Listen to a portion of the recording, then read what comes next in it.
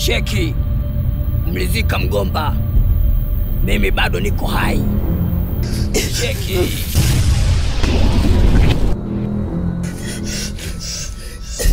Samehe. Samehe mzee. Sheki, ulizani umeniweza? Bado Sheki hujaniweza. Ulizika mgomba, mimi bado niko hai. Mimi ndiyo mzee wa kijiji hiki. Hakuna yote mwenye kufurukuta kwangu. Sheki, nilianza na wazazi wenu.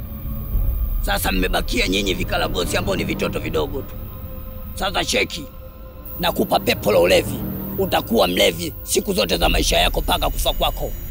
Na wewe kijana, wewe nitakupa pepo la utaila. Wewe utakuwa taila siku zote za maisha yako.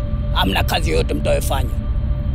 Na mlichokwenda kufanya mashambani, leo ndio ninawakata kauli.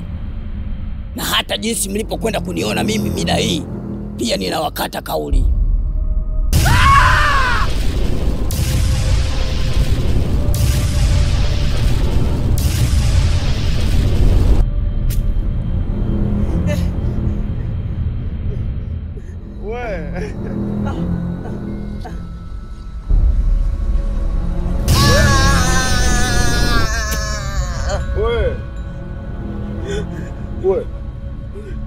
Wewe, unaona kama unanipigia kelele. Mimi shakunywa vitu vyangu unanipigia kelele. Mdogo wangu, nimekosea nini? Kazi yenu imekwisha. Sheki, vita ndiyo imeanza. Hapa ndiyo namba 1.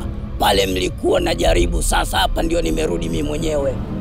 Bado huyo mwenzenu nitadili naye pia. Aliyoenda kuchukua uchawi aweze kuniweza mimi aniwezi. Huyo ni mtoto mdogo kwangu. Mtamtafuna kama natafuna chakula.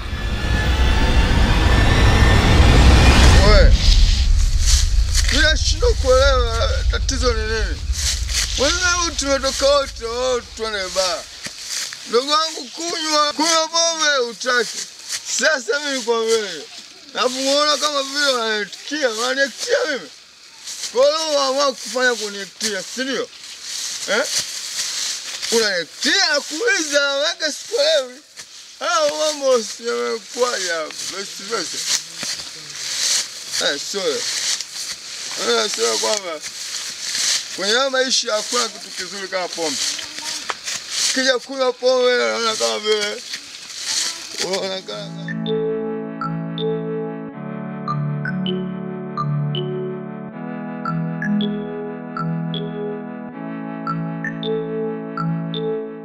Bwana brother, samahani. Ndio. Nimekusimamisha hapa. Naomba nikupotezee muda wako japo kidogo tu ili unisikilize ninataka kukueleza. Kaka, mimi bwana ni mwanakijiji wa hapa, nadhani hunifahamu. Kweli. Ila wewe nakufahamu kutokana na jina lako lilivyokuwa kubwa sana katika kijiji hichi. Ila niliondoka kwa muda mrefu kidogo katika mihangaiko ya kimaisha. Sawa. Lakini kubwa zaidi lilioniondosha katika kijiji hichi. Nadhani ulipoingia hapa kuna mzee mmoja anaitwa Ngagu. Ndio, nilipofika nilipata sifa zake mzee. Basi kama umepata taarifa zake, huu ni mzee ambaye mimi nina kisasi naye. Kwani alinulia wazazi wangu ambaye ni baba yangu na mama yangu. Pole sana. Hivyo niliondoka kwa ajili ya kwenda kutafuta uchawi. Nije nilipe kisasi dhidi ya wazazi wangu. Ndio. Lakini nimeenda nimefanikiwa kupata uchawi huo, nimerudi. Nakuta mzee Ngagu amefariki dunia. Hivyo uchawi ule kwa mzee Ngagu ukawa hauna faida tena kwangu. Lakini wakati nachukua uchawi ule niliambiwa na faida kuu 2. Kumwangamiza mzee Ngagu na pia katika masuala ya biashara. Hivyo uchawi ule najikuta unamuumiza sana mke wangu. Kwani mke wangu hapa alipo anaumwa, yuko hoi taabani. Na haswa kinachomuumiza ni ule uchawi. Hivyo mimi kwa biashara kwa kipindi hichi itakuwa ngumu. Nikaona haraka nani ambaye ninaweza nikamfuata na akachukua ule ukamsaidia katika biashara zake. Kutokana na jina lako Mr. Hmo, nikaona kwako moja kwa moja.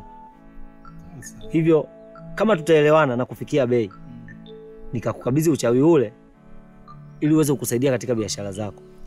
Sasa kwanza nashukuru kwanza kwa kukutana mimi na wewe.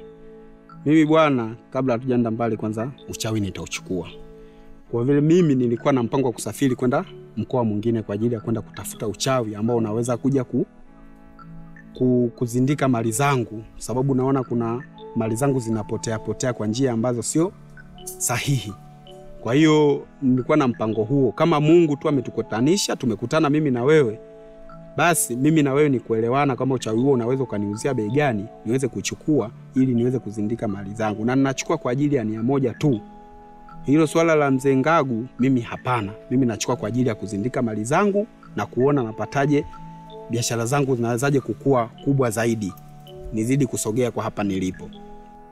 Mr. Hmo, mimi naamini uchawi huu utakusaidia sana katika biashara zako. Ndio. Kwani ni kinga. Ndiyo. Na pia ni mvuto. Sawa. Hivyo mimi ukinipa 2.5 tu na nusu. Ndio. Sasa hivi naenda kukukabidhi uchawi huo. 2.2 tu na nusu. Na nusu basi. 2 tu. 2.2 na nusu basi naenda kukabidhi mzigo huu. Hiyo imeisha. Mimi naona upande pikipiki twende tukakabidhiane mzigo. Basi tunaweza kwenda.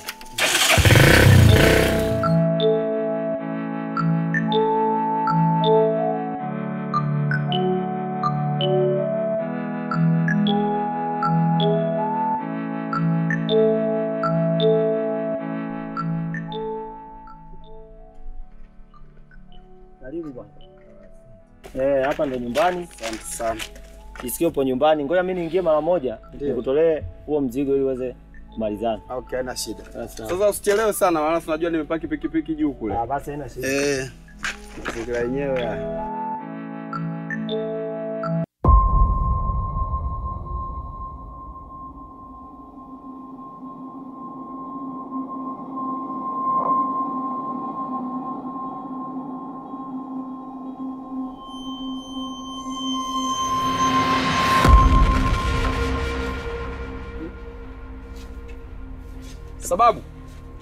Sababu. Naam. Hebu njoo mara moja. Haraka kidogo. Dogo imekwaje?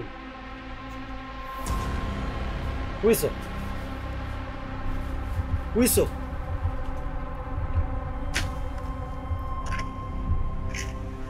Vipi, una matatizo gani wewe?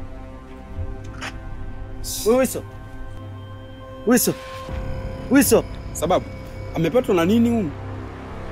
Kaka, hata mimi nashindwa kuelewa.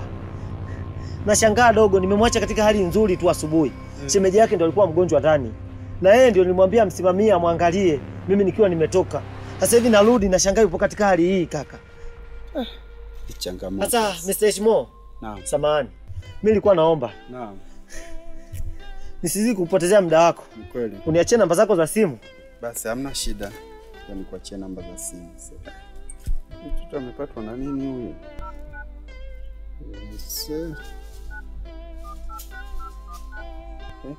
Namba hii hapa. Kwa hiyo utanitafuta. Basi sawa kaka. Aise, poleni sana. Pole Sawa sana. kaka. Poleni sana.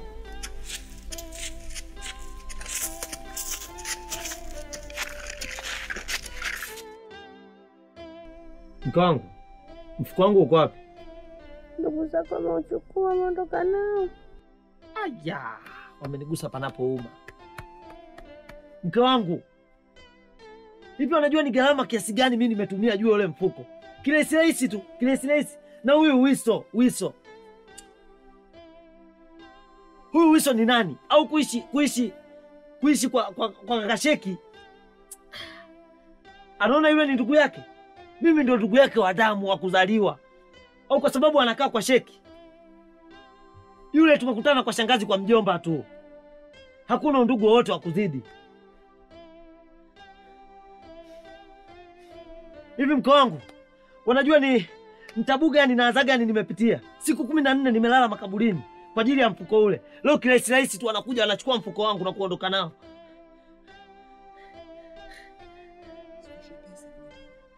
Na isitoshe, nimetoa pesa zangu nyingi kwa ajili ya mfuko ule. Nimetumia gharama na nimeingia mahasara kibao mpaka kumfikisha hapa. Nakwambia kwa hili nitavuruga watu. Katika hili nitavuruga watu mke wangu, na kuahidi na utasikia. Majibu utayapata. Alafu pia huyu Sheki anejifanya na kupenda wewe. Mbona alimwachia mke wake akafariki tena kwa uzembe? wewe ni mke wangu mimi na si mke wake yeye. Kwa hiyo asiniingilie katika maamuzi yangu mimi. Sasa kumekucha. Naenda kwanza naye. Huyo anayejiita sijui ndio kaka mkubwa. Huyo tutaelewana leo. Kitaeleweka.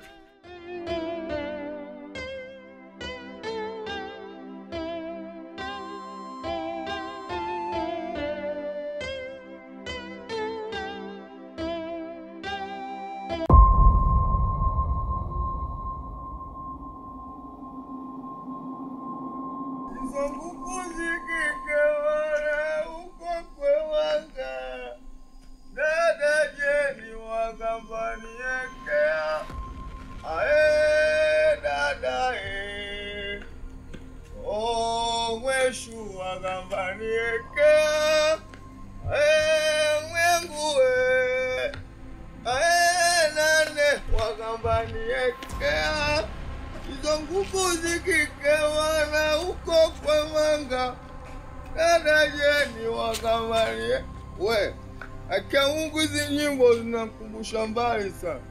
Enzi zile za ujana, sijui ni ujana.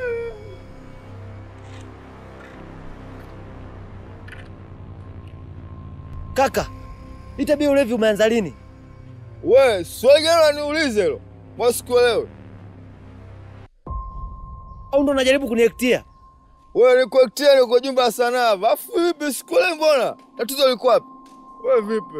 Sema shida yako nini? Tuachane na hayo. Niambie mfuko wangu umepeleka wapi? Wewe, mfuko? Wewe mfuko wako si unao wa suruali, hawataka mfuko wa Maliboro. Wewe?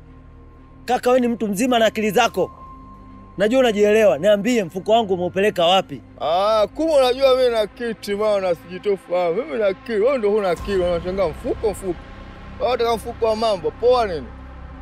Kaka natamani nataka kutia kofi yani. We. Unataka kuipiga serikali? Wewe unajua mimi ni nani? Mimi ni mjumbe wa mashauri ya kijiji. Mama mwenyewe anatambua ukinipiga kofi tusaba kuzunguka. Wewe angalia sana. Mimi ni mheshimiwa mjumbe wa mashauri ya kijiji. Wewe umeanza kuchanganyikiwa siku hizi unakuja mifuko. Mfuko si unao. Tena wewe uko mjini kumekuharibu. Wewe ngoja uone utatambua leo. Izo nguku zikike wala huko kwa manga. Dada jeni wagambani ekea. Dada Wena watoto siku hizi wanashinda kuchanganyikiwa. Eti mfuko. Mfuko nakapumzike.